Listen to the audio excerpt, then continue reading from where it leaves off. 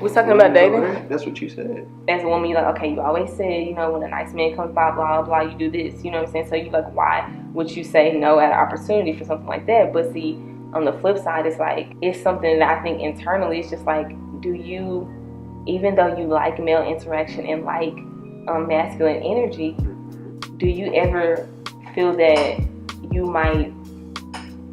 that might be your preference over femininity and feminine energy? You know what I'm saying? Like, well, obviously, so just like you, okay, you value feminine energy. Obviously, you don't. You know what I'm saying? Obviously, you're male. It's certain male interactions, but you know, like if you're a woman, you're supposed to do with the men, things like this. But for whatever reason, it's like these unnatural interactions kind of feel so forceful. Like, because I feel like masculinity can be extremely forceful at times.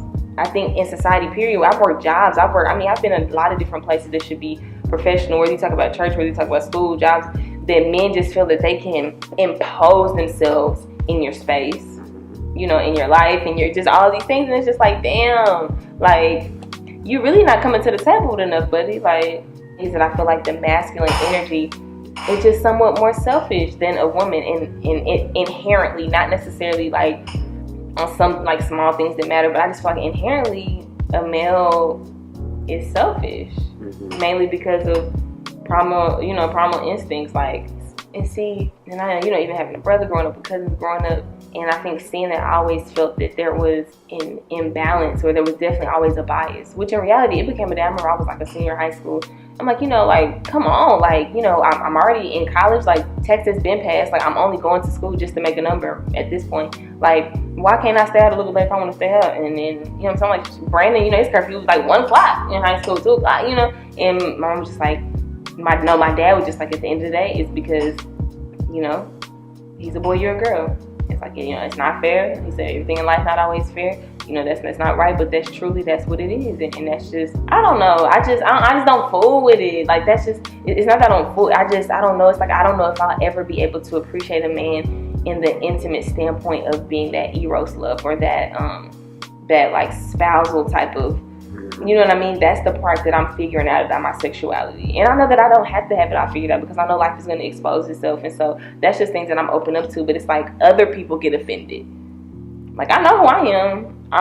Just because you're exploring, it's just like when you go to school, like, you're not just going to jump in, I'm going to be an engineer, and not do the research to see what it takes, and what opportunities and what avenues there are to this thing before I just dive in. And so it's like, I don't know if I can ever be vulnerable and allow myself to be vulnerable enough to an energy that I know could never fulfill or satisfy my entities and my existence as a being, because they'll never truly be able to understand. There'll always be an appreciation, but I feel like there's always an appreciation for something that you need, for something that you're used to. And I think that's just the element that I feel like when it comes to women and femininity, not all women, not all senses of femininity, but I feel like our genetics, like the way we're, obviously our genetics might be different, but our makeup, like the physical us, like, it's almost like, not that we're two different creatures, because we're not, obviously we have the same things in various different variations, but I don't know, it's just, I think that was important for me to like get off my chest and really release, so I could understand, so that I could just be confident in every aspect and every avenue of who I am, you know, not have to feel so restricted just because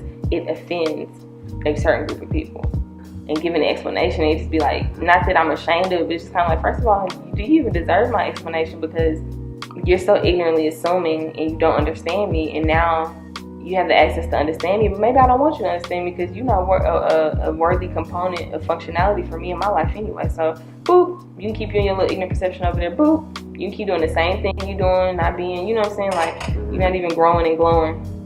But you want to know what's going on in my life, because I am growing and glowing, and you think because this one component isn't coherent with what you believe in, you know, your staple of faith, that's going to rock me and that's going to shake me.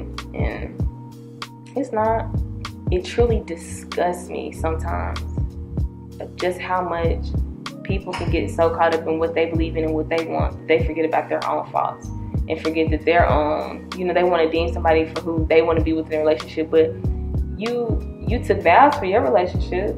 You know what I'm saying? You do other things that you shouldn't do in your relationship, and how dare you try to I don't know, that's always the thing to me. I guess it just truly disgusts me how people forget their own flaws and their own you know, capabilities to still be growing and still be maturing in their faith and maturing in life, and then they want to look at somebody else and be like, oh yeah, all this is going on, but it's not homosexuality, it's not gay, it's not this, like, as if, like, you know how many gay people are really have abundance and are successful, and it's just like, why does that have to equate to somebody's success, like their sexuality? When has sexuality ever acclimated to success? Like,